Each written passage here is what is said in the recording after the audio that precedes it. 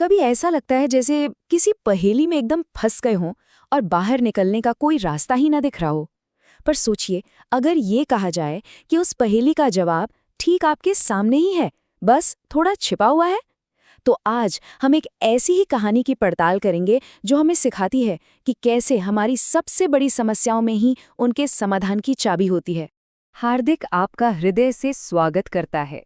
चलिए इस दिलचस्प सफर पर आगे बढ़ते हैं और मिलकर इस कहानी के रहस्यों से पर्दा उठाते हैं। सच में ये सवाल सोचने पर मजबूर कर देता है ना? ये आइडिया कि हमारी सबसे बड़ी चुनौती का जवाब कहीं बाहर नहीं बल्कि हमारे अंदर ही है, सुनने में थोड़ा अजीब लग सकता है, लेकिन आज की कहानी हमें ठीक इसी संभावना पर गौर करने के लिए एक तरह से बुला रही है। तो चलिए कहानी की शुरुआत करते हैं। कहानी हमें ले चलती है एक बिल्कुल शांत आश्रम में, एक ऐसी जगह जो सिर्फ और सिर्फ सुकून के लिए बनी है। पर इस बाहरी शांति के बीच एक मन ऐसा है जो जबरदस्त उथल-पुथल मची हुई है। जरा सोचकर देखिए, शाम का वक्त है, सूरज डूब रहा है, मानो एक नई सुबह का वादा कर रहा हो। हवा में एकदम शांति है, लेकिन हमारा जो किरदार है कपिल, उसके लिए ये बाहरी शांति उसके अंदर के तूफान को और भड़का रही है। मतलब बाहर का सुकून और अंदर का शोर दोनों एक दूसरे से बिल्कुल उलट हैं।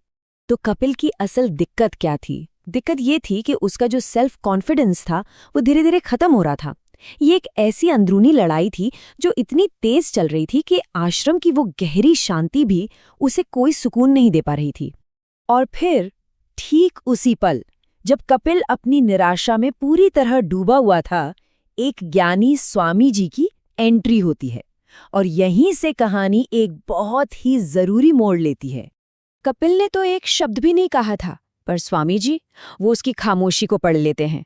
उनकी पारखी नजरें ये जानती हैं कि चेहरा मन का आईना होता है, एक ऐसा आईना जो कभी झूठ नहीं बोलता। और कपिल का आईना एक बेचैन आत्मा की कहानी कह रहा था। तो कपिल अपनी सारी परेशानी स्वामी जी को बता देता है। अब स्वामी जी का जवाब क्या था? उनका जवाब था एक और सवाल। पर यह कोई ऐसा वैसा सवाल नहीं था। वो पूछते हैं, कीचड़ कैसे बनता है? सोचिए, एक ऐसा सवाल जिसकी किसी ने उम्मीद नहीं की थी। ये सवाल कपिल को और शायद हम सबको भी हैरान कर देता है। और बस यहीं से रहस्य की परतें खुलना शुरू होती हैं। तो अब हम कहानी के बिल्कुल सेंटर में पहुंच चुके हैं, उस हिस्से में जहां हम देखेंगे कि कैसे एक इतने मामूली से सवाल में जिंदगी का कितना गहरा ज्ञान छिपा हो सकता है। तो कपिल जवाब देता है, स्वामी जी, सूखी मिट्टी में पानी मिलाने से। सिंपल। फिर स्वामी जी पूछते हैं, अच्छा, और इसे साफ कैसे करोगे? कपिल का जवाब भी उतना ही सीधा था, और ज्यादा पानी डालकर। और बस यही है वो आहा मोमेंट। वही चीज जो प्रॉब्लम खड़ी कर रही है, यानी पानी, वही उसका सल्यूशन भी है। पानी कीचड़ बनाता भी है और पानी ही कीचड़ को धोकर साफ भी कर देता है। ये बहुत ही पावरफुल आइडिया है ना? स्वामी जी ने इतने सिंपल से एग्जाम्पल से कपिल को एक बहुत गहरी सच्चाई सिखा दी। इसे हम कह सकते हैं सोर्स प्रिंसिपल या स्रोत का सिद्धांत। मतलब जो चीज प्रॉब्लम पैदा करती है, अक्सर उसी के अंदर उसका हल भी छिपा होता है। तो चलिए अब देखते हैं कि ये सिंपल सी लगने वाली बात कपिल की जिंदगी को कैसे बदल कर रख देती है। और बस जैसे ही कपिल ये सुनता है, उसके दिमाग में मानो बत्ती जल जाती है। उसे समझ आता है कि कीचड़ क्या है। कीचड़ है उसका अपना मन जो नेगेटिव विचारों से भरा है, और पानी भी उसका अपना ही मन है जो क्लैरिटी और ताकत से भरा है। उसे एहसास होता है कि अरे, जो मन शक पैदा कर रहा है, वही मन तो आत्मविश्वास वापस भी ला सकता है। इस नई समझ के साथ कपिल एक फैसला करता है। वो जान जाता है कि उसे बाहर की दुनिया को नहीं बदलना है, बल्कि अपने अंदर की दुनिया को मजबूत करना है।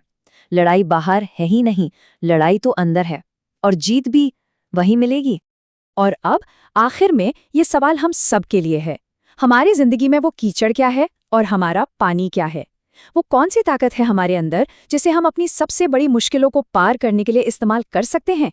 शायद जैसा कपिल ने सीखा, जवाब हमेशा से हमारे अंदर ही था, बस हमारे खोजने का इंतजार कर रहा है।